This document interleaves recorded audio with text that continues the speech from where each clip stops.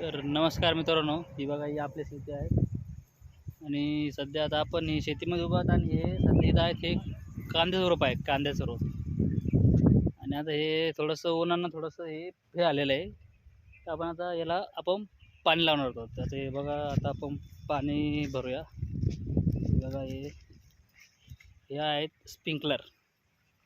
आपण स्प्रिंकलर लावूया. तर आमची इथं हे बघा इथं विहीर आहेत आता.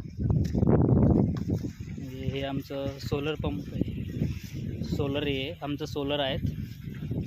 आणि हे इथं हे बघा विहीर आहेत आमची, ही विहीर आहेत. विहीर कशी अशा एकदम तुंब भरलेला आहे, एकदम मस्त बसलेला आहे विहीर. आता हे चालू आहे सध्या. आता सध्या मी एक पाईप चेंज करतो आणि परत नंतर चालू करूया. तर आता मी ते हे पाईप जोडलेलं आहेत. तर आता चालू करतो. आता मी सोलरचं इथं बटन आहे, तिथे चालू केलं सोलर आता. तर अशा प्रकारे सोलर चालू झालेलं आहे. ते बघा पाणी आलं आहे आता.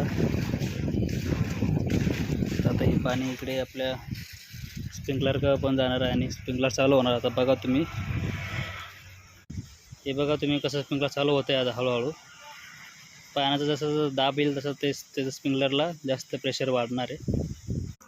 तर हे बघा, या अशा प्रकारे स्प्रिंकलर चालू झालेले आहे.